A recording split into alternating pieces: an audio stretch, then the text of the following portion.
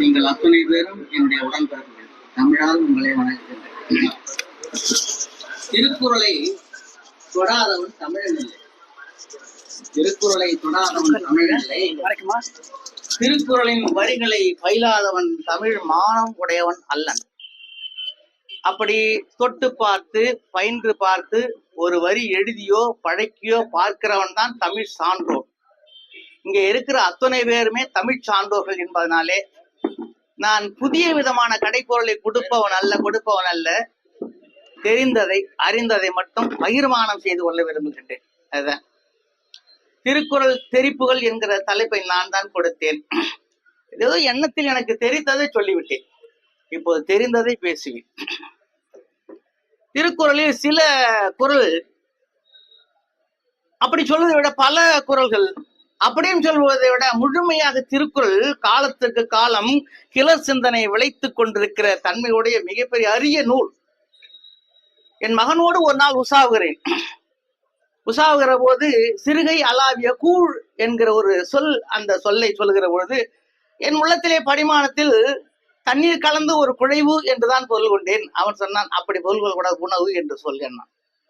ஒரு சிறிய ஒரு அகவையுடைய பிள்ளைக்கு அப்படி ஒரு உணர்வு தோன்றுகிறது. இப்படி அகவை என்னுடைய பாகுபாடுகள் கருதாமல் அன்றைக்கன்றி புதுமையான சிந்தனையை வளர்த்துக் கொள்கிற மிகப்பெரிய வல்லன்மை மிகப்பெரிய வலிமையான ஒரு கருத்தூட்டமான நூல் திருக்குறள். அப்படிப்பட்ட திருக்குறளை கையால் தொட்டு மெய்யால் உணர்ந்து அறிவால் பகிர்மானம் செய்து கொஞ்சமாவது எழுதவோ படிக்கவோ செய்ய வேண்டும் என்கிற எனக்கு ஆவல் மிகுதினால்தான் என்னுடைய வீட்டினுடைய நிலையில் கூட அகர முதல எழுத்தெல்லாம் ஆதிபகவன் முதற்றே உலகு என்றுதான் இருக்கும். அங்கே கடவுள் படங்கள் இருப்பதில்லை. நான் கடவுள் மறுப்பாளர் என்கிற ஒரு கொள்கை உள்ளவன் அல்ல, எனக்கு அது பட்டது எழுதியிருக்கிறேன். அதனாலே இதை சொல்லுகிற பொழுது ஒவ்வொரு திருக்குறளும் கிளர் சந்தனை உடையதாக இருக்கிறதே அப்படி என்கிற போது சில குறள்கள் என்றைக்குமே உள்ளத்திலே அப்படி அடி தளத்திலிருந்து அப்படி அரித்து கொண்டு அது ஒரு புது விதமான பூப்புடையதாகவே மலர்ந்து கொண்டிருக்கும். அப்படிப்பட்ட சில குறளை மட்டுமே எடுத்து இங்கே தெரிவிக்க விரும்புகின்றேன். இல்வாழ்வான் என்பான் இயல்புடைய மூவருக்கும் நல்லாற்றின் நின்ற துணை. இப்படி ஒரு திருக்குறள். இல்வாழ்வான் என்பான் இயல்புடைய மூவருக்கும் நல்லாற்றின் நின்ற துணை. ஆற்றின் நல்ல வழியில் நின்ற துணையாக இருப்பவன் யார் என்று சொன்னால் இல்வாழ்வான் என்பான். அந்த நல்லாற்றில் நிற்கிற அந்த மூவர் என்பவர் யார் என்பதுதான் கேள்வி. பரிமேலழகர் என்கிற ஒரு மிகப்பெரிய பார்ப்பன அறிஞர் இருந்தார். அது பார்ப்பன அறிஞர் என்று சொல்வதிலே தவறாக கருதி கொள்ளக்கூடாது. அவர் காஞ்சியிலே பணி செய்தவர் கோயிலே. அவரோடு சேர்ந்து மணக்குடவர், காளிங்கல், பரிமாள் என்கிற நால்வரும் ஒரு சமகாலத்திலே உரை எழுதியிருக்கிறார்கள். பொதுவாக ஒரு வழக்காற்றை சொல்வார், மிகச்சிறந்த உரை எது என்று கேட்டால் அது பரிமேலழகர் உரை என்று சொல்வார்கள். மிக தாழ்ந்த உரை எது என்று கேட்டால் அதுவும் பரிமேலழகர் உரை தான். அதான் உண்மை. ஆக அந்த பரிமேலழகர் சொல்லுவார், பிரம்மச்சரிய விரதத்தை கண்டு ஆச்சாரியனிடம் கல்வி கற்று பிரம்மச்சரிய விரதத்தை கை கொண்டவன் ஒருவன். அடுத்து ஒன்று சொல்வார், மனைவியோடு சென்று காட்டிலே தாமேற்றி மனைவியின் மூலமாக அந்த வேள்விகளை செய்கின்ற ஒருவன் என்று சொல்வார். அடுத்து முற்றும் திறந்த யோகி முனிவன் என்று ஒரு சொல்வார். அவர் சொல்லுகிற மூவர் என்பது இந்த மூவரைத்தான். அவரை தொடர்ந்து பரிதிமால், காளிங்கர், மணக்குடவர் எல்லாம் இந்த கருத்தை தான் சொல்லி இருக்கின்றார்கள். ஆனால் இந்த கருத்து காலத்திற்கு ஏற்றதா? அவர்கள் வாழ்ந்த காலத்திலே கூட அது ஏற்றதா என்றால் இல்லை. அவர் வாழ்ந்திருந்த காலம் சமுதாயத்துடைய பகுத்தறிவு மிக்க காலமாகத்தான் இருந்திருக்கிறது. சிந்தனை ஆற்றல் உள்ளவர்கள் எண்ணிக்கையிலே குறைவாக இருந்தால் கூட அது சிந்தனை வளம் சார்ந்த காலமாகத்தான் இருந்தது. ஆனால் அப்படிப்பட்ட உரைதான் இன்றைக்கு செய்யப்பட்டது. கால ஓட்டத்திலே அந்த உரையை கிளர்த்தி பார்க்கிற பொழுது அதுல இருந்து குற்றமும் குறையும் நமக்கு தெரிந்தது. அது இன்றைக்கு அளவு அது மிக தவறான உரை என்று சொல்வதற்கு கூட கட்டியம் கூறி நிற்கிறது. அந்த கருத்தை தான் பல்வேறு அறிஞர்கள் பின்னால் வந்தவர்கள் உரை செய்கிற பொழுது மறுத்து முறையாக செய்திருக்கிறார்கள். ஆக அந்த உரையை பார்க்கிற பொழுது இந்த மூவர் என்கிறவர் யார் என்று சொன்னால் ஒரு குடும்பத்திலே இருக்கிற குடும்பத்தினுடைய தலைவன், குடும்பத்துடைய வறுமை, சிறுமை, பிள்ளை, குட்டிகள், மனைவி, மக்கள், சுற்றம் எல்லாம் பார்க்கிற ஒரு தலைவனாக இருக்கிறவன்.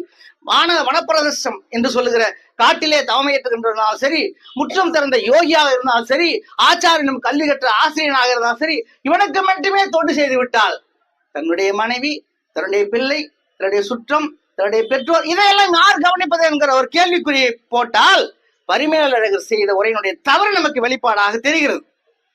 அப்படி பார்க்கிறபோது இந்த உரையெல்லாம் தவறாக இருக்கிறது என்று சொல்லி நாம் வணங்கி வருகின்ற மிகப்பெரிய சொல்லாராய்ச்சி அறிஞர் பாவாணரிடம் சென்று பார்த்தால் கூட அவரும் இதை பின்பற்றியதாகத்தான் கருத்தை செய்துவிட்டு சொல்லுகிறார்.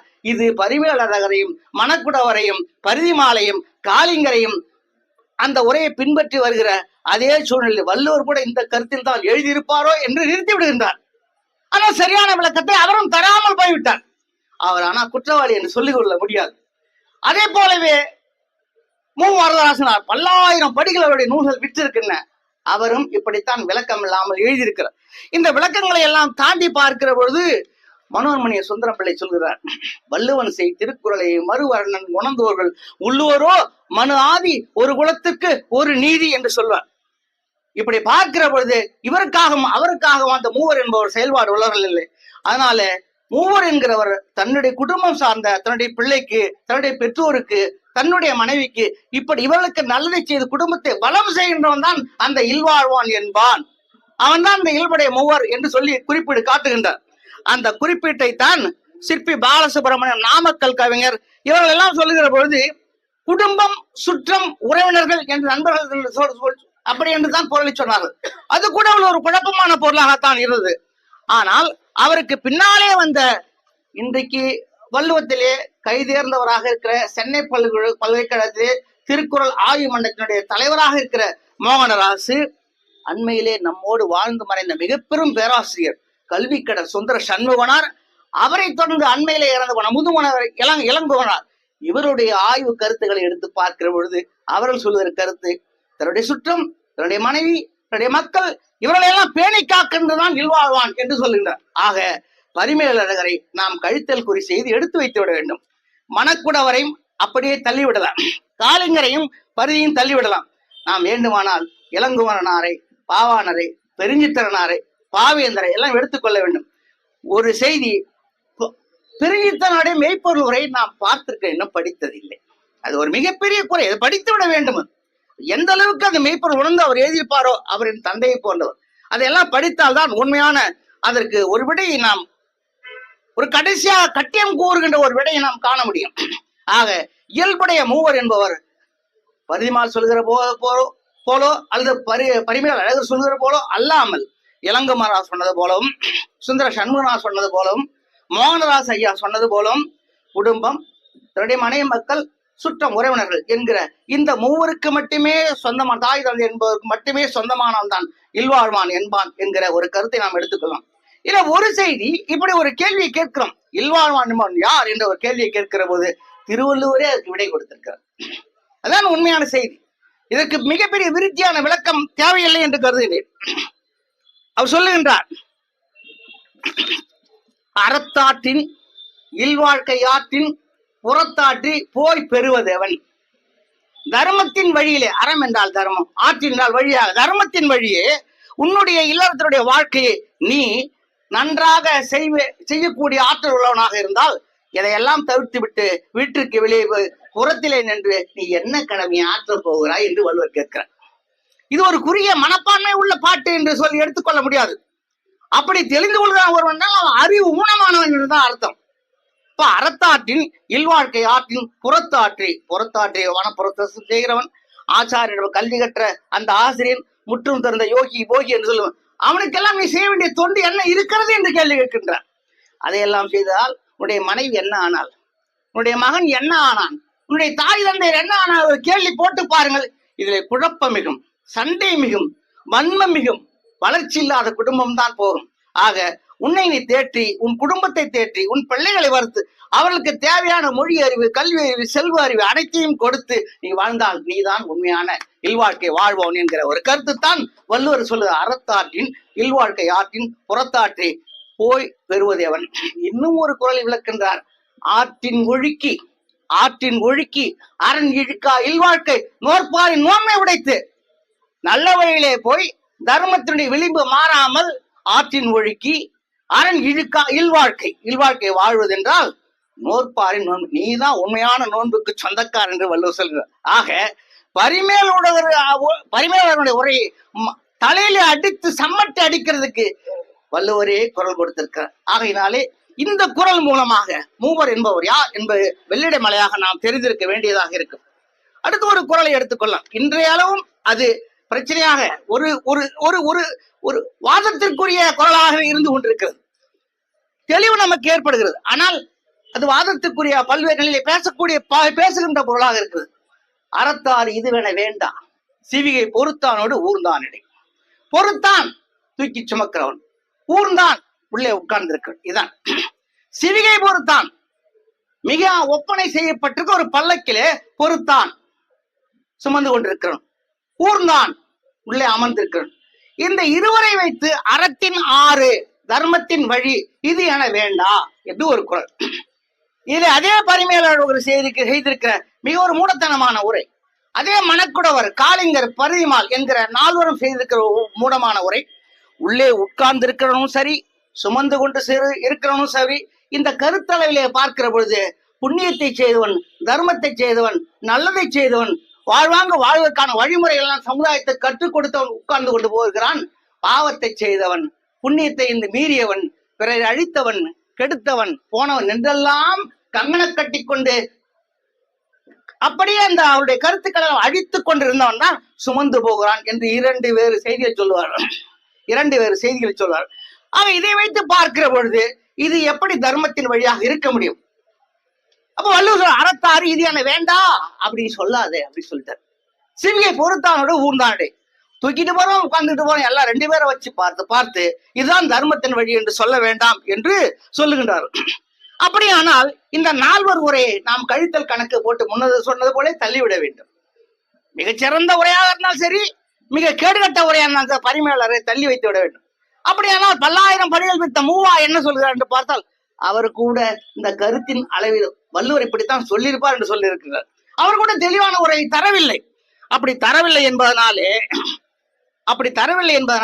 பாவாணரிடம் போய் சென்று பார்க்கலாம் என்று பார்த்தால் கூட பாவாணரும் வள்ளுவர் திருக்குறளில் இந்த கருத்து தான் இருந்திருக்க வேண்டிய கருத்து அளவை தான் காட்டுகிறார் தவிர அவரும் தெல்லிய வழியை சொல்லவில்லை. இதெல்லாம் எங்க அண்ணன் அருளிகிட்ட கேட்டு பார்க்கணும். அவர் தான் தோல் உரிச்சு வைப்பாரு. நம்ம அவரிடம் போய் பார்த்தால் கூட தமிழ் மரகுறையிலே வள்ளுவர் கூட இப்படித்தான் பாவ புண்ணியத்தை கணக்கு பண்ணித்தான் வைத்திருப்பார் என்ற கருத்தளவை தான் காட்டியிருக்கிறார். மிகப்பெரிய விளக்கத்தை காட்டவில்லை என்று சொல்கிறார். அந்த காலகட்டத்தை தாண்டி இன்றைக்கு திராவிடம் பேசிக் கொண்டிருக்கிறார்கள். திராவிடம் என்றாலே தமிழுக்கு எதிர்ப்பு. திராவிடம் என்று சொல்லிக் கொள்வதிலே ஒரு மிகப்பெரிய ஒரு ஒப்புமை இருக்க முடியாது. அது பாவாணர் ரீதிய கருத்து. அந்த திராவிட குடும்பத்திலே பிறந்த நெடுஞ்செழியன், நாவலர் நெடுஞ்செழியன் என்று சொல்லுகிறோமே, அவர் ஒரு மிகப்பெரிய அரசியல்வாதி. அவருக்கு பின்னாலே வந்து ஒரு பெரிய தமிழ் பேரறிஞர் செந்துரை முத்து, புலியூர்கேசியன், எந்த காலத்து இலக்கணமாக இருந்தாலும் சரி இலக்கியமான உரை கண்ட ஒரு மிகப்பெரிய உரை வேந்தர் புலியூர்கேசியன். இன்றைக்கு தமிழ் பல்கலைக்கழகத்திலே சென்னையிலே திருக்குறள் ஆய்மனத்தினுடைய தலைவராக இருக்கிற மோகனதாஸ், இவர்கள் எல்லாம் என்ன சொல்லியிருக்கிறார்கள்? உட்கார்ந்து போகிறவன், சுமந்து போகிறவன், இந்த இரண்டு சாராரை வைத்து தர்மம் இதுதான் என்று நீ சொல்ல வேண்டிய தேவையில்லை, அது தவறு என்று நிறுவியிருக்கிறார்கள். அதுதான் உண்மையான உரை. அப்படியானால் ஒரு சான்று சமயத்திலிருந்து எடுத்துக்கொள்ளலாம். இது ஏன் எடுத்துக்கொள்கிறேன் என்று சொன்னால், எங்கள் ஊரிலே கவிஞர் வாணிதாசன் வாழ்ந்தார். அவர் முறையை நாங்கள் இனம் வேறு மொழி வேறாக இருந்தாலும் நாங்கள் எல்லாம் ஒன்றுக்கொன்று மாமன், மைத்தனன், அண்ணன், தம்பி, சித்தப்பா, பெரியப்பா என்று பழகிக் கொள்கின்றோம். அப்படி பார்க்கிறப்போ என்னுடைய தாப்பனர் அவருக்கு தம்பி முறையாக வேண்டியவர். அவரிடம் எப்பொழுதாவது நாங்கள் போவோம், வாணிதாசனிடம் போவோம். அவர் எங்களெல்லாம் என் மீது ரொம்ப அன்பாக இருப்பார். பலரெல்லாம் அவரை பார்த்து பயப்படுவார்கள். பொண்ணு கொடுத்த மருமகனே ரொம்ப கிட்ட போக மாட்டேன், அடிச்சிருவார், செருப்பு அடிச்சிருவார் வாணிதாசன். நான்லாம் ரொம்ப கிட்ட போய் அவர் மடியில இருப்பேன். நான் ஒரு முறை சொல்ற போது நான் தத்து புத்தா பேசுறேன். என்னடா நாமெல்லாம் எழுதுறான் வாணிதாசன், என்னடா நாமெல்லாம் எழுதிட்டான், எல்லாத்தையும் எழுதிட்டானுவ என்ன ஏன் செத்தாடுனு அவர் தெலுங்கு இல்லையா, எல்லாத்தையும் எழுதிட்டானு. யாருன்னு என்ன எழுதிருக்காங்க? இல்ல சமயத்தை சார்ந்தவங்களாம் எழுதிட்டானுப்பா. சமயக்குறவர்லாம் எழுதிட்டான், சந்தான குறவர் எழுதிட்டான், 63 நாயன்மார் எழுதிட்டான், ஆழ்வாராதிகள்லாம் இப்படிதான் பேசுவார் அவர். சீரட்டை பிடிச்சின்னு நல்லா போன் சாந்திய போக்கு மெர்சிலர் பறைப்பதாலும். அப்படி என்ன கேட்டா ஒரு விளக்கம் சொன்னாருங்க. மதுரை 80 திருஞான சம்பந்தர் சுமந்து வந்த அப்பர் என்ன பாவத்தை செய்தவரா கேட்டார். மதுரை 80 திருஞான சம்பந்தரை பல்லக்கிலே சுமந்து திருப்பூந்துருத்திக்கு வருகிறார். யாரு? திருப்பூந்துருத்திலே அப்பர் இருப்பார் என்று அறிந்த நாம் அவரை போய் பார்க்க வேண்டும் என்று கடப்பாடுடைய உணர்ச்சியோடு ஞானசம்பந்தர் பல்லக்கிலே வருகிறார். அந்த பல்லக்கிலே வருகிறார் என்ற அப்பர் மதுரை என்பதிலிருந்தே தானும் தோல் கொடுத்து தூக்கி கொண்டு ஞானசமுதரை திருப்பூந்துருத்தி வரை தூக்கி வந்திருக்கிறார் என்று சொன்னால் அப்பர் என்ன சாதாரணமானவரா? அறத்தின் தன்மை வழி மாறுபட்டவரா? ஒன்றுமே இல்லை. அவர் மிகப்பெரியவராச்சு. 81 ஆண்டும் தமிழ் மண்ணிலே வாழ்ந்து தமிழ் செய்தவர். ஞானசம்பந்தர் 16 வயதிலே முக்தி அடைந்து விட்டார், பேர் பெற்று விட்டார். ஆக அந்த சிறு குழந்தை தூக்கி கொண்டு வந்தனாலே அப்பர் கீழேயும் ஞானசம்பந்தர் மேலேயும் என்கிறவர் தர்மத்தால் மாறுபட்டார்களா என்று சொன்னால் இல்லை. அப்பதான் சொன்னார், வள்ளுவர் செய் திருக்குறளில் அறத்தாறு இது என வேண்டா என்கிற ஒரு கருத்து சொல்லப்படுமையானால் அப்பரையும் ஞானசம்பந்தன் எடுத்துக்கொள், அது போதுமானது, அந்த சமயத்தை நான் படித்திருக்கிறேன் என்று சொன்னார். அதுதான் இந்த நேரத்திலே நாம் சொல்ல வேண்டியதாக இருக்குது. அப்படியான இந்த கோட்பாட்டுக்குரிய இந்த என்ன மாறுபாடு கிளர்ச்சிக்குரிய கோட்பாட்டுக்குரிய குரலுக்கு வள்ளுவர் என்ன ஒரு விடை கொடுத்திருப்பார், அதை நினைத்து பார்க்க வேண்டும். ஒவ்வொரு குரலுக்கும் ஒவ்வொரு குரலுடைய திரிவுகளுக்கும் வள்ளுவரே விடையாக இருந்திருக்கிறார். மனத்துக்கண் மாசீலனாதல் அரண். உள்ளம் குற்றமற்றவனாக நீ இயங்குகின்றான்னா அதுதான் அறம். மனத்துக்கண் மாசீலனாதல் அனைத்து அரண். எல்லா அறமும் ஒரு தொகுதி உண்டு என்று சொன்னால் நீ மனத்துக்கண் மாசு குற்றமில்லாதவனாக இரு, முழு மனிதனாக இரு. உன்னிடம் செல்வம் இருக்கிறது, அது இருக்கிறது என்றெல்லாம் ஒரு பாகுபாடு. நீ அறம் உள்ளவனாக, தர்மம் உள்ளவனாக, நீதி உள்ளவனாக இருக்கிறாய் என்று சொன்னால் அதுதான் அறம், அதுதான் அரண். மற்றெல்லாம் ஆகுல நீர பெற, ஒன்றை ஒன்று எதிர்பார்த்து ஒன்றை ஒன்று சார்ந்து ஒன்றுக்கொன்று தொடர்புடையதாக இருக்குமே தவிர எதிர்பார்ப்புடையதாக இருக்குமே தவிர அது தூய்மையான அறமாக இருக்காது. ஆனால் சமயக்குறள் வாழ்ந்த காலத்திலே அவர்கள் மனத்துக்கண் மாசிலன் ஆதலாக இருந்தார்கள். அது ஒன்றே போதுமானது. அப்பரையும் ஞானசம்பந்தரையும் ஒரு சீராக ஒரே நிறையிலே ஒரே சமன்கோலிலே வைத்து பார்ப்பதற்கு ஒரு தக்க குரல் எது என்று சொன்னால் அறத்தார் இது என வேண்டா சிவிகை பொறுத்தானோடு ஊர்ந்தான் இடை என்கிற திருக்குறள். அடுத்து ஒரு குரல் இன்றைக்கும் பேசுகின்ற பொருளாக இருக்கிறது. உடம்பை தனித்தொழிய புல் பரந்தற்றி, உடம்பை தனித்தொழிய புல் பரந்தற்றி, உடம்போடு உயிரை நட்பு நிலையாமை. அவசியம் படிக்கணுங்க, அவசியம் படிக்கணுங்க. நான் இரவு உண்ட பிறகு நான் படுக்கிற பொழுது நான் வேண்டிக் கொள்வது உண்டு, சாமி கிட்ட வேண்டிக்கிறது இல்லை. எனக்கு சாமி என்ன என்னுடைய கடவுள் தாய். நான் என் மனச நட்டக்கல்லை சாமி என்று 4 புஷ்பம் சாத்திய சுற்றி வந்து முணுமுன்னு சொல்லும் மந்திரம் வேறா. நட்டக்கல்ல பேசுமோ நாதன் உள்ளிருக்கையில் என்னுடைய மனம்தான் எனக்கு இறைவன். நான் என்ன சொல்வேன்? மகிழ்ச்சியாக உண்டேன், மனைவி மக்களோடு கலந்து பேசினேன், என் அன்பிற்குரிய சுற்றத்தினர் எல்லாம் பார்த்தேன், என் நண்பர்களை பார்த்தேன், என் அண்ணனை பார்த்தேன், மாமனை பார்த்தேன், நண்பர்களை எல்லாம் பார்த்தேன். என்னுடைய மனமே, தூய மனமே, என்னை காலையில் கண் விழித்து எழச்சை. இதான் கேட்பேன். காலையில் கண் விழித்து எழச்சை. நான் மீண்டும் மாமனை பார்க்க வேண்டும், அண்ணனை பார்க்க வேண்டும், இன்னொரு மாமனை பார்க்க வேண்டும், நண்பர்களை எல்லாம் பார்க்க வேண்டியதுதான் வேண்டிக் கொள்ளு. இப்படி 70 வகை முடித்து விட்டேன். நான் நல்ல நிலையில் இருக்கிறேன், நல்ல நிலையில் இருக்கிறேன். அப்படி ஆனால் என்னுடைய மனம் இருக்கிறது, அது கருவில்லாத மனமாக இருப்பதால் நான் கருதி கொள்கின்றேன். என்னை உரசி பார்த்தவர்களுக்கு அது தெரியும். நான் அப்பத்தான் வள்ளுவர் சொல்ற குரலினுடைய மெய்ப்பாடு எனக்கு உணர்வு. மனத்துக்கண் மாசு இளனாதல் மாசு இளனாதல் அனைத்தான். எல்லா அறத்துடைய தொகுதியும் மாசு இல்லாமல், குற்றம் இல்லாமல், திரிவில்லாமல், ஒழுங்கின்மை அற்றதாக ஒழுங்குடையதாக இருப்பதான் அரண். மீதெல்லாம் ஆகுல நீர பெற என்று சொல்லுகின்றார். ஆக இந்த புக்கில் அமைந்தின்ற உடம்பை தனித்தொழிய புல் பரந்தற்றே என்கிற அந்த செய்தியை நாம் பார்க்க வேண்டியது. உடம்பை என்கிற சொல்லுக்கு மிக கேவலமான விளக்கம் தந்தவர் பரிமேலழகர், மணக்குடவர். அவர்களை தொடாமல் திருக்குறள் பேச முடியாது. ஏன்னு கேட்டால் மிகச்சிறந்த உரை என்று சொல்வதும் பரிமேலழகர் தான், மிக தாழ்ச்சியான உரை என்று சொல்வதும் பரிமேலழகர் தான். அவரை தொடாமல் திருக்குறளை பேச முடியாது, பேச விரும்பவில்லை, பேசித்தான் ஆக வேண்டும். அப்படி இருந்தால்தான் அவர்களை பற்றிய தவறுகள், ஒப்புகள், தப்புகள் எல்லாம் நமக்கு வெளிப்படையாக முடியும். உடம்பு என்கிற சொல்லுக்கு அந்த 4 கொடுக்கிற பொருள் முட்டை என்று சொல்லுகின்றார். முட்டை என்று சொல்ல உடம்பை தனித்தொழிய, உடம்பை முட்டை உடைச்சிச்சுன்னா உடைந்து போனால் தனித்தொழிய புல் பறந்தட்டு, உள்ள இருக்கிற உயிர்க்குருவி பறந்து போகுமா, உயிர் குஞ்சு பறந்து போகுமா. உடம்பை தனித்தொழிய புல் பறந்துட்டு, அத போலதான் உடம்போடு உயிரிடை நட்பு. உடம்ப முட்டையாக்கி உள்ள இருக்கிற அசைகிற உயிரை புல்லாக்கி எழுதியிருக்கிறாங்க. ஆக இந்த வள்ளுவசை திருக்குறள் குடம்பு என்பதற்கு முட்டை என்கிற பொருள் சரியாக இருக்குமா என்கிற ஒரு கேள்வியை கேட்டு பாருங்கள். உறுதியாக அது தவறு. அப்படியானால் பரிமேலழகர் உரையில் தவறு செய்திருக்கிறார், மணக்குடவர் தவறு செய்திருக்கிறார், காளிங்கர் தவறு செய்திருக்கிறார், பரிதிமால் தவறு செய்திருக்கிறார். அப்படியானால் எது உண்மையான பொருளாக இருக்கும் என்றுதான் பார்க்க வேண்டும். நான் பலமுறை பல கூட்டங்களுடைய அண்ணன் அருளியாருடைய கூட்டத்தை காதில் வாங்கியிருக்கிறேன். என்னுடைய தகப்பனார் பெருஞ்சிதானோடு நான் நடந்து சென்று அவர் கொடுத்த உணவை வாங்கி சாப்பிட்டிருக்கிறேன். ஒரு இரு வார்த்தைகள் பேசியிருக்கிறேன். முட்டை என்று சொல்ல முட்டை என்று சொல்லக்கூடாது, குடம்பை என்றால் ஒரு கூடு என்று சொல்லுகின்றார். உண்மையான பொருள் பாருங்க. நன்கு வாழ்க்கை உணர்ந்தவர்கள் அவர்கள். அண்ணனுடைய உழைப்பெல்லாம் சாதாரணமானது அல்ல. இன்னைக்கு 74 75 அளவை ஆடிவிட்டது.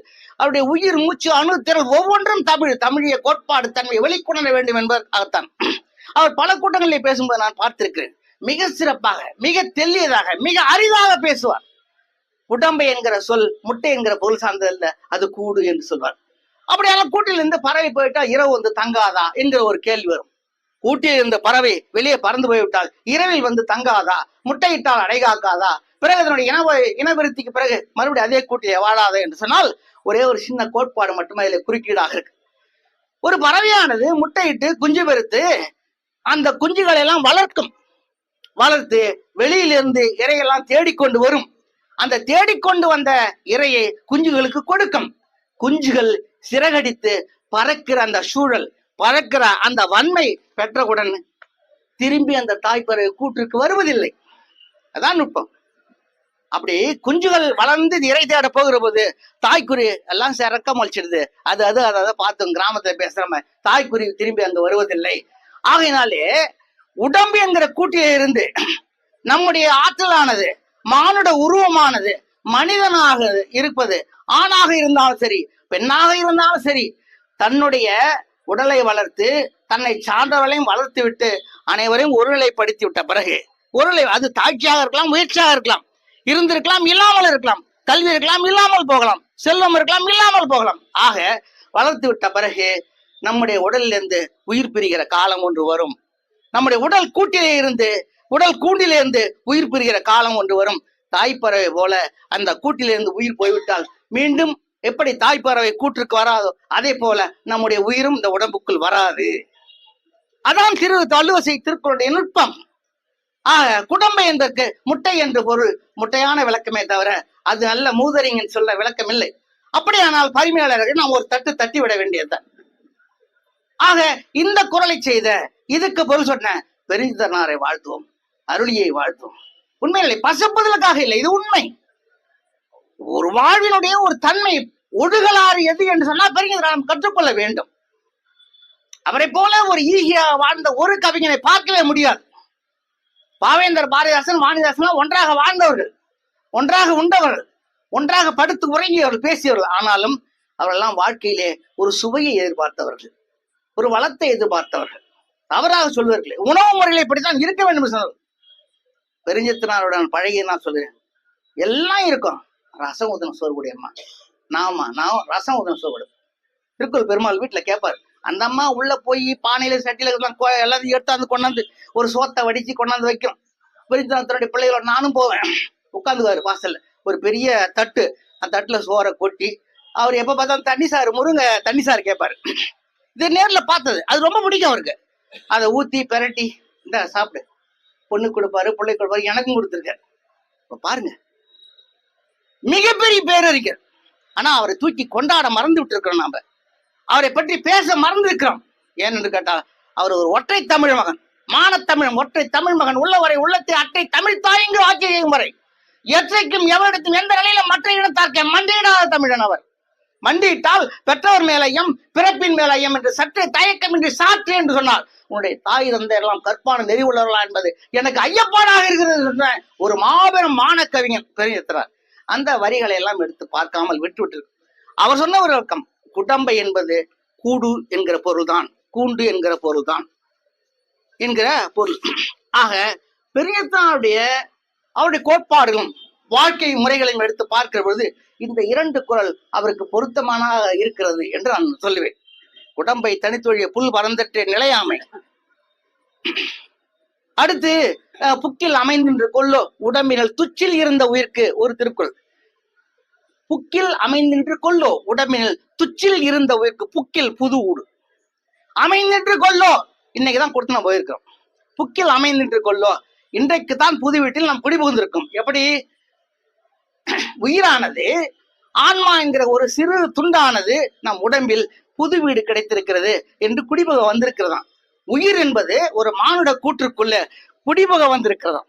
புது வீடு வாசக்கால் வச்ச வீட்டுல புதுசா இப்பதான் கொடுத்தன உயிர் சொல்ற வள்ளுவர் சொல்றார், புக்கில் அமைந்து கொள்ளோ உடம்பில் துச்சில் இருந்த உயிருக்கு. உடம்பு என்கிற கூட்டுக்குள்ளே கொஞ்ச காலம் தங்கிட்டு போய் விருந்தாளி அவன் தங்கிட்டு போறது. இதுல சொந்தமா பட்டா போட்டு கூட இருந்துட்டு போட்டோம். என்ன பட்டா போட்டோம் சேர்த்தாலும் 6 அடி மண்ணு தான் கடைசியில் அவனுக்கு இல்லையா.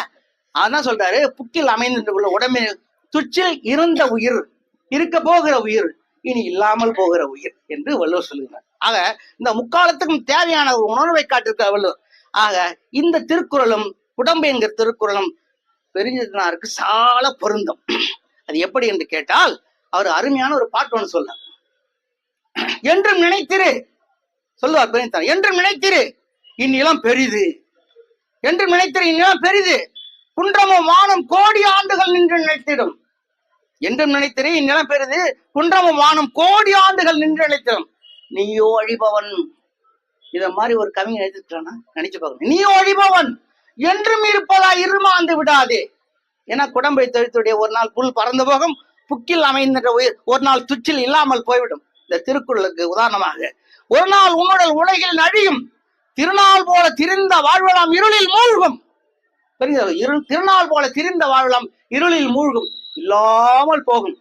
அருமை உறவினர் அழ அழ அழிவாய், அருமை உறவினர் அழ அழ அழிவாய், பிறப்பனை எல்லாம் பிரிதொரு நாள் இறப்பது உறுதி. நான் ஆச்சா புள்ள கமந்தமா ஆணிச்சு வாழ்ந்துடும் யாரும் நினைக்காதீங்க தம்பி. நிலையாமையில வள்ளுவர் சொல்லிக்கிற பாரு, நான் வாழ்ந்து காட்டுறேன். 62 வயசுல இருந்தார். இன்னைக்கு பணம் வேணும், பொருள் வேணும், நிலம் வேணும், வீடு வேணும், ஊடு வேணும், வாசல் வேணும், ஆனா பறந்துகிட்டு இருக்க சமுதாயத்துல பொழுதேஞ்சா கமலாம்மா என்ன சோறாக்குனாங்க, தாமரை அம்மா அவங்க அம்மா அவங்க வீட்டு அம்மா என்ன சோறாக்குனாங்க, என்ன குழம்பு வச்சாங்க, குன்றம் சாப்பிட்டானா, கோயில சாப்பிட்டானா, ஏமா பெரிய பாப்பா பொற்கொடி சாப்பிட்டுதா, தேன் சாப்பிட்டுதா, நறுமுகை சாப்பிட்டுதா, எதுவுமே கேட்க மாட்டாரு. எந்த நேரமும் தமிழுடைய வீழ்ச்சி, தமிழுடைய மீட்சி, தமிழுடைய விடுதலை, இதைத்தான் பத்தி சிந்தனை பண்ணிட்டு இருப்பார். அப்ப பிறப்பனை எல்லாம் பெரிதொரு நாள் இறப்பது உறுதி, இதுவே இயற்கை. அதனால தான் சொல்றாங்க, மறப்பிலா இந்நிலை மனதில் நிறுத்தி, மறந்து போகாதே இந்த நிலையை மனதில் சிறப்புற எண்ணவும் செய்யவும் முனைக. 2 வார்த்தையில அடிச்சுட்டு, நீ மனுஷனா வாழற அப்படின்னு சொன்னா சிறப்புற எண்ணு, சிறப்புற செய், சிறப்புற எண்ணவும் செய்யவும் முனைக. நிலையில்லாத வாழ்க்கை உடையதாக மானுடம் இருக்கிறது. இந்த மானுடத்திலே உடலை பெற்றாய், உடம்பைக்குள்ளே இருக்க உயிர் தடித்து போகிறது, புக்கில் அமைந்தா ஒரு நாள் ஓடி போகிறது. இருக்கிற வரையில் சிறப்பாக எண்ணு, சிறப்பாக செய். அதை நாம் செய்கிறோமா இல்லை என்பதுதான் விடை. அப்படி நாம் செய்கிறோம் என்று சொன்னால் தமிழை நாம் தூக்கி பிடிப்போம். தமிழ் நம்முடைய உயிர், தமிழ் நம்முடைய மூச்சு, தமிழ் நம்முடைய மானம், தமிழ் நம்முடைய தாய், தமிழ் நம்முடைய பிள்ளை, தமிழ் நம்முடைய காதலி, தமிழ் நம்முடைய மனைவி, தமிழ் நம்முடைய பிள்ளை, தமிழ் நம்முடைய சுற்றம். எப்படி பாரதி சொன்னானோ, ஒரு கண்ணனை பார்த்து என்னென்ன விதமா அப்படியெல்லாம் பாடிவிட வேண்டியதுதான், அப்படியெல்லாம் பாடிவிட வேண்டியதுதான். அப்பர் தமிழை எப்படி பாடினார்? ஆண்டவனுக்கு தாசனாக இருந்த மாணவனாக இருந்து பாடினார்.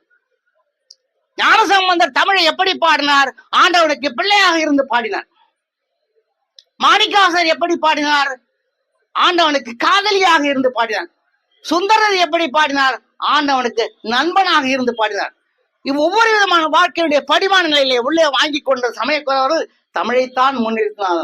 அதனால்தான் தடுத்து ஆட்கொண்டதாக புராணம் கூறுகிற சிவன் கூட சுந்தரரை பார்த்து சுற்றமிழால் பாடு என்றுதான் சொன்னார். ஆனா இன்னைக்கு யாரோ போய் என்னென்னமோ புரியாத மொழியெல்லாம் பேசுறான். அம்மாவெல்லாம் அவெல்லாம் வீட்டு வாசலே கால் வைக்க விடக்கூடாது.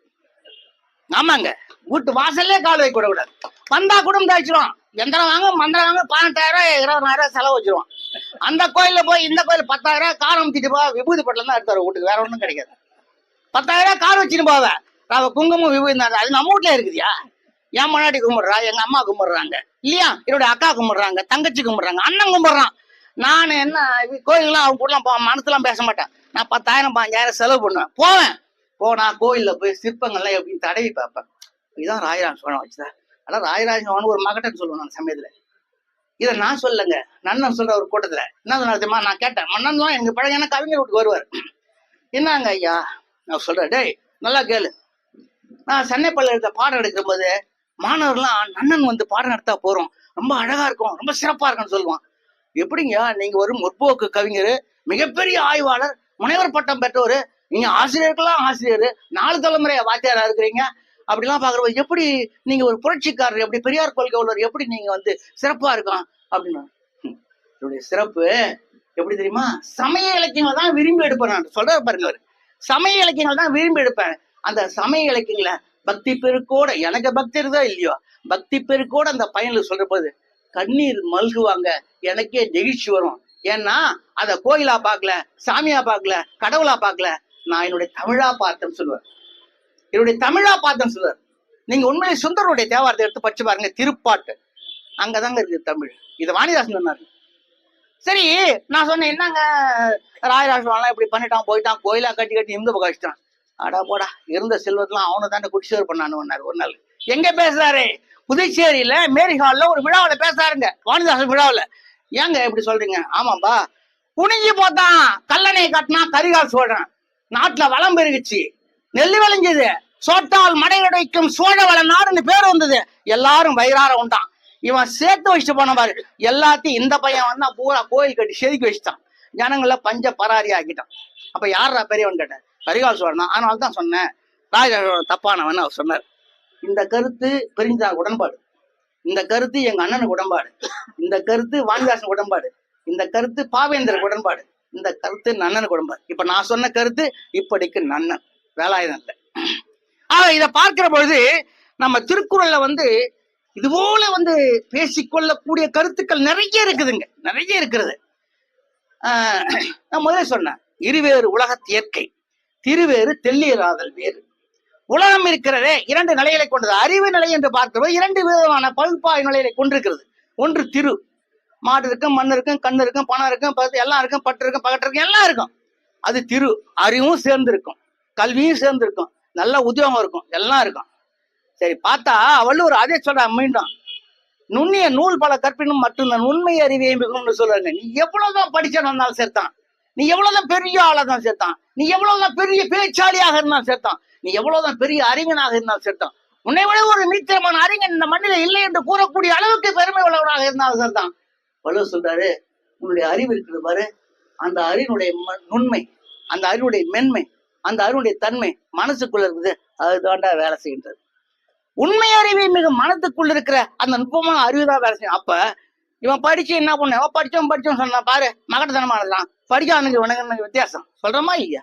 அப்ப உண்மை அறிவு என்பது பார்க்கிற பொழுது, அது வெளிப்படுகிற பொழுது கல்வியை மட்டம் தட்டுகிறது, பண்பாட்டை மட்டம் தட்டுகிறது, ஒரு ஒழுங்கை, அறத்தை, தர்மத்தை மட்டம் தட்டுகிறது, இல்வாழ்க்கை, இயல்புடைய அறத்தை அது மட்டம் தட்டுகிறது. ஆக அந்த அறிவு என்பது திரு, அறிவு என்பது திரு, செல்வம் என்பது திரு. இதை நாம் சேர்க்கிற மாடு மனை மக்கள் செல்வம் பணம் பவுனு காசு அது நகை நட்டு ஊடு வாசல் எல்லாம் திருதான். திருநாளே செல்வம். இது ஒரு உலகத்தின் இயற்கை, இது ஒரு உலகத்தினுடைய கூறுபாடு. ஆக தெல்லியர் ஒரு செய்தி வைக்கிறார் பாருங்க. தெல்லியர் என்று சொன்னால் இதையெல்லாம் தாண்டி இவையெல்லாம் கரைச்சி குடித்து பார்த்து மனதுக்குள்ளே போட்டு பிசைந்து எடுத்து ஒரு நுட்பமான அறிவை கொண்டு வந்து இவற்றையெல்லாம் பயன்படுத்துவதாக, சமுதாயத்துக்கு எடுத்து காட்டுவதாக யார் ஒருவர் நடந்து கொண்டாரோ அவன் தான் தெல்லியன், அவன் தான் தெல்லியன். அதனால்தான் எங்க அண்ணன் ஒரு சின்ன பிள்ளைக்கு தெல்லியன்னு பேர் வச்சிருக்காரு. தெல்லியராதல் வேறு, எல்லாம் இருக்கிறது ஒரு பக்கம், திரு தெளிந்த அறிவுள்ளவர்களாக இருப்பது இதுதான் உலகத்தோட இயற்கைன்னு சொல்றாரு. ஆக நாம் எல்லாம் திருவுள்ளவர்களாக இருப்போம், தவறில்லை, திருவுள்ளவர்களாக இருக்க வேண்டும், அதான் கடமையும் கூட. அதுக்காக தான் உழைக்கிறோம், அதுக்காக தான் சட்டை போடுறோம், அதுக்காக தான் நாளும் பகலும் போராடுறோம். ஆனாலும் கூட தெல்லியர்களாக மாறினால்தான் நமக்கு நல்ல சிறந்த கல்வி நம்மோடு சேர்ந்து நிற்க முடியும், நம்மோடு சேர்ந்து நிற்க முடியும். ஆகையினாலே இந்த இருவேறு உலகத்தை இயற்கை, திருவேறு தெல்லியராதல் வேறு என்பதற்கு எடுத்துக்காட்டாக வாழ்கின்ற தமிழ் மாணவர்களை, தமிழ் போராளிகளை, தமிழ் ஈகிகளை, தமிழருடைய கொடைகளை, தமிழுடைய படைப்புகளை, தமிழுடைய வீரங்களை இதையெல்லாம் நாம் பாராட்ட வேண்டும், பாதுகாக்க வேண்டும், உயிர் காக்க வேண்டும். அதான் மிக முக்கியமானது. அருளிய பாதுகாக்கணும், பெருஞ்சித்தனை போற்றணும், அவருடைய செய்திகளை மூளைக்கு மூளை எடுத்து பேசணும். பாரதியாரை பேசணும், பாவேந்தரை பேசணும், தப்பு இல்ல. பெருஞ்சித்தனை பத்தி பேசுங்க, ஒற்றை தமிழ் பேசுங்க. அவர் சொல்றாரு பாருங்க, ஓடு நடை பரபரப்பு ஓலங்கள் இறைச்சல். பெருஞ்சித்தன் ஓடு நடை பரபரப்பு ஓலங்கள் இறைச்சல், தேடு பொருள் நோக்கம் என்று திரிந்து அலைதல் வாழ்வா. அவரே கேட்குது. அவரு வெறுப்பினுடைய உச்சகட்டத்துக்கு போனவருங்க. ஆனாலும் கூட அந்த வெறுப்பின் மூலமாக தமிழை எதிர்ப்பதோ, தமிழ் மக்களை எதிர்ப்பதோ, தமிழுக்கு புறம்பாக பேசுவது ஒரு ஒரு ஒரு சாதாரண எள்ளின் மூக்களவு கூட அவர் செய்ததில்லை. கடைசி இறக்குற போது கூட நான் தமிழுக்காக ஏதோ செய்ய வேண்டிய எச்சங்கள் எனக்கு விஞ்சி இருக்கிறது, 62 அகவில விஞ்சி இருக்கிறது. ஆனால் என்னை பறித்து கொண்டானே காலன். அப்பதான் தன்னுடைய மனைவி கிட்ட சொல்றாரு. பாக்குறாரு, முதல் மரியாதை சினிமா பாக்குறாங்க டிவில. 182 வரி ஒரு ஆசிரியர் போய் என்னமோ எழுதிருக்காரு, அதை வச்சிருக்க படிச்சது. முதல் மரியாதை சினிமா பாக்குற அப்படியே சொல்றாருங்க, கடும் சுரை என்ன வாட்டி வதைச்சுன்னு எழுதிப்பாருல. எனக்கு அப்படி ஒரு கடுமையான காய்ச்சல் இருந்து வெஞ்சுரம், அப்படியே எனக்கு கடுமையான காய்ச்சல் என்னை வாட்டி வதைத்தது. நான் இறந்து விடுவேன் அச்சம் இருக்குது. இந்த தமிழுக்கும் தமிழ்நாட்டுக்கும் தமிழ் மண்ணுக்கும் தமிழ் மக்களுக்கும் ஏதேனும் ஒன்று செய்து விட வேண்டும் நினைக்கிறேன். இதுகாரம் ஆற்றிய பணியிலிருந்து இன்னும் எஞ்சி நிற்கிற பணிகள் நிறைய இருக்கின்றன, அதை ஆற்ற வேண்டுமே. இறைவா, என்னை படைத்தவனே, இந்த மண்ணுக்கு அனைவனே, என்னை வாழவை, எனக்கு உயிர் கொடுன்னு சொல்றாரு. அதுவரையிலே பெரியத்தினார் ஓர் இறைவன், ஒரு இறைவன். அவன் காளியாத்தான் மாறியாதான் அவர் கும்பிட்டது கிடையாதுங்க. சிவனே அவனே அவர் கும்பிட்டது கிடையாது. அவரு ஒரு எட்டர்னல் பவர் என்று ஆங்கிலம் சொல்றாரு. என் மனசுக்குள்ள ஒரு இறைமைங்கிற சக்தியை வைத்துக் கொள்ளார். அதுக்கு வடிவம் அவர் கற்பித்துக் கொள்ளதுக்கு. அதுக்கு 16 கை வச்சுலாம் அவர் கும்பிட்டது இல்லை. 10 கை வச்சு 4 கை வச்சுலாம் பார்த்தல. ஆடை அணிமங்களை சூட்டிலாம் அவர் பார்த்தது இல்லை. ஒரு ஒரு சக்தி, அந்த சக்தி கூட அவருடைய மன ஆற்றலுடைய வலிமை தான் அங்க இறைவனாக. நான் சொல்லல, என்னுடைய மனமே என்னை காலையில் விழித்தெழுச்சி, என் மனைவியை பார்க்க வேண்டும், மக்களை பார்க்க வேண்டும், நண்பர்களை பார்க்க வேண்டும், உறவினர்களை பார்க்க வேண்டும், தாய்மார்களை பார்க்க வேண்டும், அண்ணனை பார்க்க வேண்டும், மைத்துனரை பார்க்க வேண்டும். ஐயா அப்ப இதெல்லாம் நான் வேண்டிக் கொள்வேன். அதே போல மனதுக்குள்ளே இருக்கிற அந்த மாபெரும் சக்தியை தான் நான் இறைவனாக பார்த்தேன். ஓடுநடை பரபரப்பு ஓலங்கள் இறைச்சல் தேடுபொருள் நோக்கம் என்று திரிந்தலை வாழ்வா, அன்பு செயல் அறிவு பெறல் ஆன்றம் இந்த கல்வி பெறல், அதான் வாக்கியம் சொல். இப்படி அவருடைய வாழ்க்கையினுடைய நிலையில் இருக்கிறது. எண்ணி எண்ணி செயற்பழக வேண்டும் என்று சொல். எண்ணி எண்ணி செயற்படுகள், இயற்கையிலே தோய்தல், பண்ணுவதில் செப்பம் நுட்பம் பயன் கருதல் வாழ்க்கைன்னு சொல்வார். கற்றதை பிறருக்கு உதவ வேண்டும் என்று சொல்வார். கற்றதை பிறருக்கு உதவியாக நாம் வைத்துக் கொள்ள வேண்டும் என்று சொல்வார். ஆக இப்படி பல்வேறு விதமான எழுச்சி கருத்துக்களை எல்லாம் அவர் உள்வாங்கிக் கொண்டு மெய்ப்பொருள் உரை என்று செய்வதற்கு காரணமாக இருந்தது வள்ளுவசை திருக்குறள் தான். வள்ளுவருடைய குரலினுடைய அந்த கருத்துக்களும் தெரிப்புகளும் தான் என்கிற அளவிலே நாம் இந்த செய்தி முடிக்கலாம் என்கிற நேரத்தில் ஒரே ஒரு செய்தி, சின்ன செய்தி. வள்ளுவர் செய் திருக்குறளில் ஒன்று அறத்துப்பால், இன்னொன்று பொருட்பால், மூன்றாவது இருக்கிறது என்ன பால்? இன்பத்து பால் என்று சொல்லக்கூடாது என்கிறார்கள். இன்பத்து பால் என்று சொன்னால் தவறு என்று சொல்கிறார்கள். அது காமத்து பால் தான் என்று சொல்லி இளங்கமனார் கூட நிறுவார். காமம் என்பது ஒரு புணர்ச்சி வயப்பட்டதோ, கணவன் மனைவி கூடு இயங்குவதோ என்கிற காரணத்தின் அடிப்படையில் இல்ல. காமம் என்பது விரும்புதல் என்ற பொருளை கொண்டது. விரும்புதல் என்பது வேறு, இன்பம் என்பது வேறு. ஆக இன்பத்து பால் என்று சொன்னால் அவனுடைய கருத்து ஒரு குறிப்பிட்ட எல்லைக்குள்ளே முடங்கி போகிறது. விரும்புதல் என்று சொன்னால் எல்லாவற்றையும் விரும்புவது. 24, 25 அதிகாரிலே இருக்கிற வாழ்க்கை செய்திகள் எல்லாம் சமுதாயத்தை பேசுகின்ற செய்திகள் தான். அதனால்தான் வள்ளுவன் செய் திருக்குறள் அறத்துப்பால் இன்பத்துப்பால் என்று சொல்லாமல் அறத்துப்பால் பொருட்பால் காமத்துப்பால் என்று சொல்வது மட்டுமே சிறப்பு. இதுதான் வள்ளுவனுடைய தெரிப்பாக இருக்க முடியும் என்று என்னுடைய உரையை நான் நிறைவு செய்கிறேன். மீண்டும் ஒரு வாய்ப்பு எனக்கு ஏற்பட்டால் அதிலே தென்மொழியை பற்றி பேச வேண்டும் என்கிறதே என்னுடைய அடப்பாடு. அருளியனுடைய ஆய்வுகளை பற்றி பரப்புரை செய்ய வேண்டும் என்பது என்னுடைய கோட்பாடு. ஆக இல்லது நற்றமிழ் இதழை கொஞ்சம் தொகுத்து வைத்திருந்து அந்த தொகுப்பிலே ஒரு சிறு தொகுப்பை கொடுத்து, தம்பி அல்ல அண்ணா, இது நற்றமிழை பற்றி ஒரு ஆய்வு செய்து பேசு என்று சொன்னால், நான் தெளிதமிழை பேசியிருக்கிறேன், தமிழ் வளத்தை பேசியிருக்கிறேன், வெல்லும் தூய தமிழை பேசியிருக்கிறேன், உலக மோன்மொழியை பேசியிருக்கிறேன், கவிதை உரையை பேசியிருக்கிறேன், இப்படி இதழ்களை எல்லாம் பேசியிருக்கிறேன். அங்கங்கே என்னை அழைத்து பேச சொல்வார். என்னென்ன வாங்குகிறேன், அதில் சில இதழ்களை நிறுத்திவிட்டேன் நான். ஆக ஒரு நாள் நற்றமிழை பேச வேண்டும் என்கிற ஒரு கடப்பாடுமே எனக்கு இருக்கிறது. ஒரு குறிப்பிட்ட அப்பா காலத்துல, சாமி கண்ணா ஐயா அந்த காலத்துல, இளவழி அந்த காலத்துல வந்த இதெல்லாம் கொஞ்சம் தொகுத்து எடுத்து, தம்பி இதை பத்தி பேசு, அண்ணா இதை பத்தி பேசுன்னு சொன்னா பேசுகிற கடப்பாடு உள்ளவனாக இருக்கிறேன் என்கிற கருத்தை மட்டும் நிறைவி இதுகாரம் எனக்கு வாய்ப்பளித்த அன்பு நண்பருக்கும் அனைவருக்கும் எல்லாருக்கும் நன்றி சொல்லி நான் இடம் சார்ந்தேன்.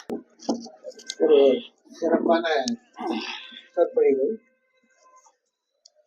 ஏறக்குறைய ஒரு திருக்குறளுடைய வளம் வந்து இருக்கிறார். இந்த குறுகிய நேரத்திலே திருக்குறளுடைய உள்ளார்ந்த செய்திகள் அங்கு தெரிப்புகளாக சொன்னாலும் கூட ஒரு தொகுப்புரையாக இருக்கிற திருக்குறளை பற்றி ஒரு தொகுப்புரையாக காணப்படுகிறது. அத தொடக்கத்திலே சொல்கிற போது, திருவேறு உலகத்து இயற்கை திருவேறு செல்லியராதன் வேறு, இந்த திருக்குறள் எனக்கு ரொம்ப பிடிச்சது. ஏன்னா மக்கள் தொகையில உலக அளவிலாலும் சரி நாட்டு அளவிலாக இருந்தாலும் சரி பெரும்பான்மையான மக்கள் அந்த ரெண்டு பிரிவாக சொல்றார். மக்கள் தொகையே மக்களுடைய மனநிலை எப்படிப்பட்டதா அவருடைய டெண்டன்சின்னு சொல்லுவாங்க. அவரோட பிஹேவியரிசம், ஹியூமன் பிஹேவியரிசமே இன்னைக்கு என்னன்னா, பெரும்பான்மையான மக்கள் அந்த இருவேறு உலகத்திற்கு திருவுல தான் இருக்கு. பெரும்பான்மையான மக்கள் அது திருவுல தான் இருக்காங்க. பொருள் பொருள் பொருள் பொருள் தொடர்பான வாழ்க்கை, அதுக்கான வாழ்க்கை வேணும், பொருள் வேணும், அது மறுக்கப்பட்டதல்ல. வாழ்க்கை வளத்துக்கு பொருள் வேண்டும், ஆனா பொருளே வாழ்க்கை அல்ல என்கிறது அவர் தீர்மானம். உண்மையான வாழ்க்கை என்பது தெளிதல். இந்த உலகத்துல பிறந்து வளர்ந்து சாகர முட்டும் அந்த வளர்ச்சி என்கிறது இந்த உலகத்தை பற்றி, இந்த உயிர்களை பற்றி, இந்த உலக இயக்கத்தை பற்றி முழுமையான ஒரு தெளிவு காணுதல் தான் என்னுடைய வாழ்க்கை இருந்தது. ஏதோ வாழ்ந்தோம் வளர்ந்தோம், எல்லா விலங்குகளும் வாழ்கிறது, உண்ணுகிறது, எல்லாம் விளங்குறது, ஒரு குறிப்பிட்ட காலத்தில் இறந்து போகிறது. அது போல ஒரு மற்ற உயிர்களை போல இல்லாமல் இந்த மாந்த இனம் அறிவு சார்ந்த பகுத்தறிவு சார்ந்த ஒரு இனமாக இருப்பதினாலே அவனுக்கு இருக்கிற பெரிய செல்வமே அந்த அறிவு செல்வம் தான். நீங்க எல்லாருக்கும் உள்ள போல உணவு, 3 வேளை சாப்பாடு, மற்ற இருக்க இடம் எல்லாம் சரி, ஆனால் அதில் பொழிந்து போகிறார்கள். அந்த பொருளாட்டத்திலே பொதிந்து போகிறார்கள். வாழ்க்கை முழுமை பொருளாட்டத்தில் எல்லாரும் பொருள் பொருள் பொருள் பொருள் போகும்போது அவர்கள் வாழ்க்கையில என்ன தெளிவு கண்டாகும்போது ஒன்றுமில்லாமலே போயிடும். படும் முட்டாளாகத்தான் அந்த சுடுகாட்டிலே போய் கடத்தப்படுகிற இந்த உலகம். தெளிவின்மை காரணமா தான் இந்த நாட்டுல அவ்வளவு சிக்கல்கள். இந்த நாட்டுல இருக்க சிக்கல் காரணம் என்ன? தெளிவு, தேரான் தெளிவும் தெளிதான் தெளிவும் தெளிவு என்று சொல்கிறப்போ வள்ளுவருடைய குறையாக தனியது. இந்த உலகம் எப்படிப்பட்டது, எப்படி அது உருவானது, எப்படி உயிர்கள் தோன்றன, இவ்வளவு காலம் எப்படி பன்னெடுத்து வந்தது, இந்த பேரிடம் எப்படி இயங்குது, நாம் யார், நம்ம நாமே உன்னையே நீ அறிவாயுமோ சாக்ரட்டிஸ். அந்த தன்னைத்தானே அறிந்து கொள்வதற்கு பாரு அந்த மெய்யறிவு நிலை, அந்த மெய்யறிவு தான் தெளிவு இருக்கிறது. இந்த தெளிவு இல்லாதனாலதான் சின்ன சின்ன செய்திகள் எல்லாம் தலையிட்டு வாழ்க்கை வீணாக்கி, சாதாரண சின்ன வாய்ப்பேச்சினாலே ஒருத்தவங்க குத்தி ஒருத்தவங்க உள்ள போயிடுறான், அதோட வாழ்க்கை வீணாவே போயிடும். சின்ன சின்ன செய்திகளில் பெரிய அளவு கவனம் செலுத்துது, சின்ன சின்ன செய்திகளில் அதிகமாக நம்முடைய ஆட்களை வீணடிக்கிறது. ஒரு சாதாரண ஒரு பொருள், எல்லாருக்கும் பொருள் வேணும், பொருள் ஈட்டக்கூடிய திறன் இருக்கிறது, அது பொருள் ஈட்டி வாழ்கிறார்கள். இதுக்கு இடையில இருக்க இந்த இன்ட்ராக்ஷன் சொல்லுவாங்க, மக்களுக்கு ஒருவருக்கு தொடர்பு இருக்கு பாருங்க, மக்கள் தொடர் ஊடாட்டம். அந்த ஊடாட்டம் மிக தவறுகளாக இருப்பது, பகைமை ஏற்படுவது, முரண்படுவது எல்லாமே அந்த தெளிவின்மை தான் காரணம்.